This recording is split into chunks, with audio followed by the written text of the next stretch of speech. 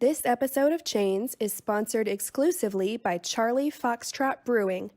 Ask about beers from this veteran-owned brewery in tap rooms across Southwest Florida and Western North Carolina. Thank you for supporting our veterans.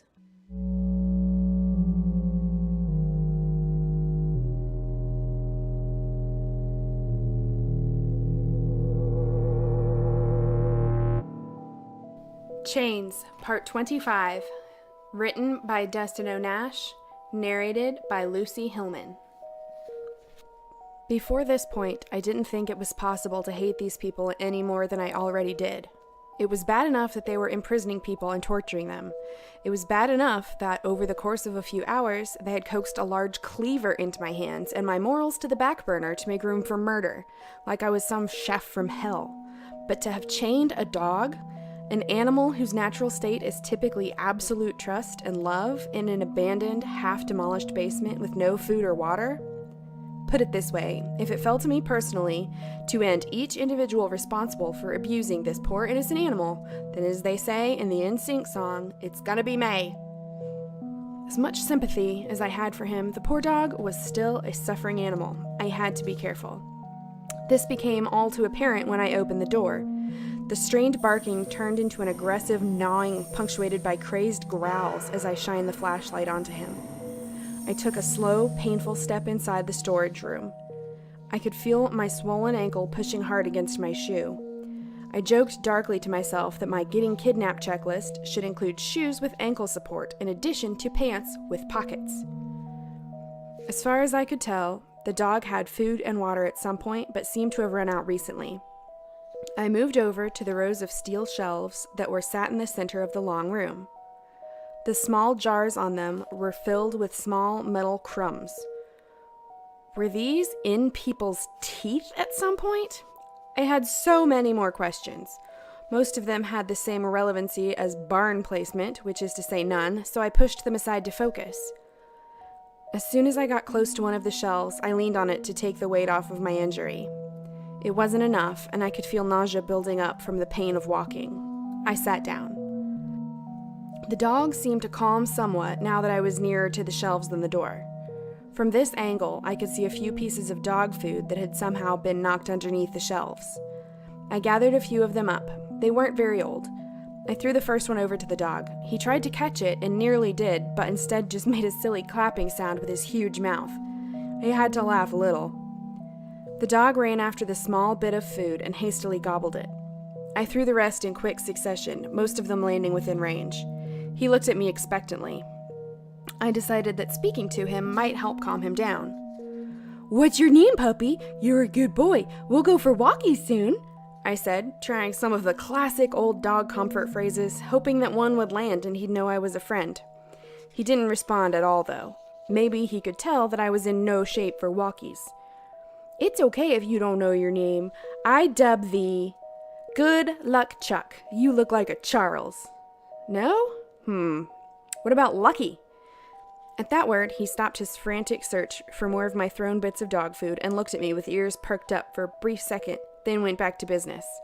"Okay, Lucky it is then. You're lucky because I found you, but you still kind of look like a Charles or a Chuck to me. We'll see how it goes." I pointed the light down to where he seemed to be looking.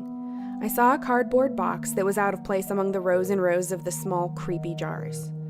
I scooched down the cold, dusty aisle towards it. The instant that I moved the box, Lucky perked up again. "You know what's in here, don't you, boy? Good puppy," I told him. Inside, I found a blue plastic dog bowl next to a half-full jug of water and a large bag of dog food. There was a leash as well. Of course, it was an old-fashioned choke chain. That wasn't going to do. I prepared a much-needed meal for the dog. Oddly, he began to growl and back away, almost to the wall, as I scooted it in his direction. His behavior showed me that his imprisonment here had been complicated. "Me too, buddy, me too," I said as I crawled back down the aisle. The pain in my ankle had eased for the moment. The shelves were all bolted to the ground, so I pulled myself up with my hands and eased my injured foot down onto the ground. I still couldn't walk with it. The rolling chair in the other room was the only way I would be able to move around here that didn't get me covered in grime from the dirty floors. Lucky paid no attention to me as I retrieved the chair and awkwardly plopped into it. I rolled my way over to the other door, pushing myself along with my good foot. The sooty chemical smell that wafted in when I opened the door nearly made me gag. It was a small room with what looked like a kiln, except with a concave cooktop about the size of a kitchen sink. There were a few of the jars from the shelves stacked up on the small table with some post-its stuck to them. They had orders scrawled like gold, melt first, and burn completely, leave as sacrifice to him. It was clear that the people from the barn below had just been using this place to melt down whatever was in these jars. Even being in the room made me feel sick. As I turned around, I saw a note that read, "Close the door, we can't afford to lose another dog." Did whatever they were doing in here manage to kill a dog? I closed the door and looked at Lucky. He was curled up into a ball watching me. I decided that he was probably mostly German Shepherd, but with something smaller, like a border collie or maybe even a tall line of beagles. As I moved the chair closer to him, he startled to his legs and gave out a low warning growl. He calmed a bit as I talked to him, then an idea hit me. I got his food and then moved back towards him, ready to unchain him from the wall. He moved away from me, but didn't tug or growl this time. A small grate made it impossible for me to roll to where the chain attached to the wall. I considered Lucky again for a second. He was still watching me with his side to me, standoffish. As I scooted out of the chair and onto the ground, he growled low again, so I started trying to talk to him. I got the chain loose and expected him to immediately run away, but he didn't. The chain slid calmly along the ground as he methodically walked through the door to the front area with the desk. I climbed back into my chair, trying not to think of how dirty that floor must have been, and wheeled myself into the office. Lucky was waiting expectantly by the door. He did a small spin as I slowly, cautiously reached over him with my other arm, shielding me from a sudden bite. As I opened the door, he took off up the steps at a full run. At least something in this hellhole has gone well.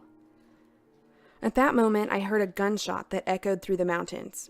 It wasn't close enough to have been at Lucky, but it was close enough to remind me of what was ahead of me. In the silence that followed, the feeling of doing something good melted away. In its place grew the same dread and panic that I'd had before. Chris was still out there, all those freaks were still out there, and I was in there, hiding in an abandoned stairwell. The hopelessness was beginning to catch up with me. Just then, I started to hear snippets of conversation from back towards the farm. I crawled up the steps into the cold air. The wind had died down, and the orange glow from the utility light at the entrance to the farm made the giant falling snowflakes look like a strange lint. I could see the outline of two men against the light, but I couldn't hear them anymore because of the wind. I sank back down again and was shocked to hear the conversation clearly again.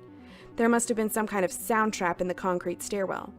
Apparently, one of them was a neighbor who had brought a gun, and the other was a sheriff's deputy. They had agreed to take the farm back by force and were on the lookout for 2 young adults, even said our names. This was my chance. I had hoped for a miracle that would heal my severely sprained ankle, but nothing came. I braced myself for the pain and leaned on it. The pain from it shot all the way up through my hip. There was no way I could move. I resorted to crawling backwards up the steps like some dumb land crab. It was slow going, and every movement seemed to affect my ankle somehow. By the time I'd gotten to the top, they were nowhere to be seen. I yelled out to them to wait, and as I did, something caught in my throat and no voice came out. My throat was too dry and my voice was nearly gone. To make matters worse, I could somehow taste that terrible room as I coughed. I heard another gunshot in the distance. A terrible feeling started building that made the dread and fear seem quaint. My heart was suddenly racing. I wanted to cry, but somehow I didn't even have that left. I tried to scream or yell to get the feeling to go away, but I couldn't. It was like all the emotions I'd had over the course of the night were welling up all at once with nowhere to go. I felt myself gasping for air and started up carelessly as a reflex, only to fall again as pain shot through my body. I rolled over onto my stomach on the cold concrete, pulled my arms underneath me, and clenched my fists. Somewhere near the farm, I heard another gunshot. Suddenly, a voice from behind me said, "Hannah?" I didn't recognize it. The whirling, unhinged feelings all stopped suddenly on anger. The unknown person continued, "Well, that's just the prettiest name I've ever heard." Another person chimed in, "Yeah, super pretty." I rolled over and sat up to see two of the freaks from the farm walking towards me with hideous weapons. I growled out that they should stay back, that I'd already killed one of theirs and I'd do it again in a second. One of them replied, "Well, you know what they say about a girl with a pretty name, don't you? It means she got a pretty..." Before he could finish his sentence, he was struck from behind violently and spilled onto the concrete near me. I scrambled over to him and planted my elbow in his throat. Though he was bigger than me by all accounts, I was able to hold him down while keeping my ankle out of the way. I glanced to my side to see two men struggling in the darkness until suddenly their combined figure lurched forward onto the concrete pad. I could hear them both cry out. One of them I recognized. It was Chris. He had landed on top of the other, but was quickly losing his fight.